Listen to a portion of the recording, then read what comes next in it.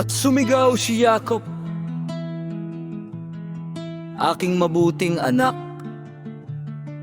Nanaig ka sa puso ni Jacob na iyong ama.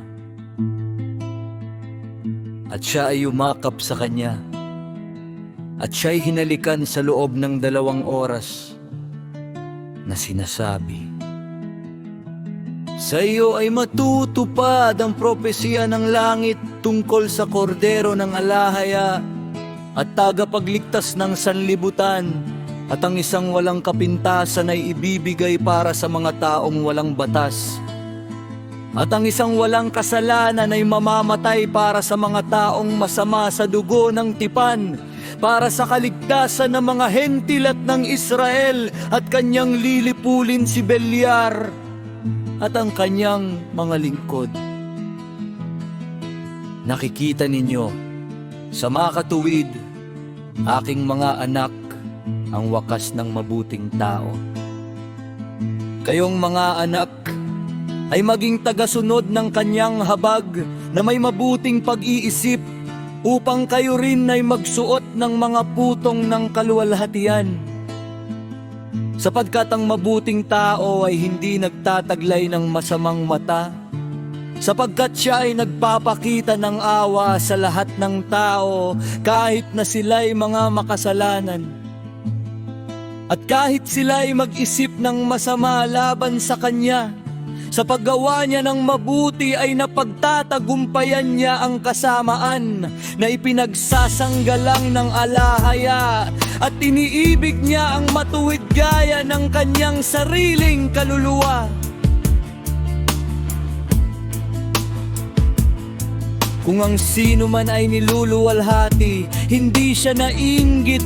Kung ang sino man ay yumayaman, hindi siya nananaghili. Kung ang sino man ay magiting, pinupuri niya siya. Ang taong may kabutihan ay kanyang pinupuri. Sa dukha siya ay naawa, sa mahina siya ay may habag, sa alay siya umaawit ng mga papuri. At siya na may biyaya ng mabuting espiritu ay kanyang iniibig, gaya ng kanyang sariling kaluluwa. Kung kayo nga ay may mabuting pag-iisip, kung gayon ang masasamang tao ay makikipagpayapaan sa inyo, at ang mga magugulang ay magpipitagan sa inyo at manunumbalik sa kabutihan, at ang mga sakim ay hindi lamang titigil sa kanilang labis na pagnanasa, kundi maging ang mga bagay na kanilang ninanasa ay ibibigay pa nila sa mga nagdarahop.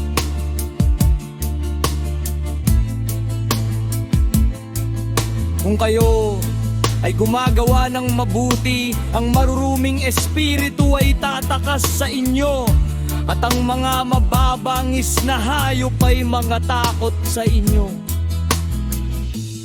Sapagkat kung saan may pagpipitagan sa mabubuting gawa at liwanag sa pag-iisip, ang kadiliman man ay lumalayo sa kanya.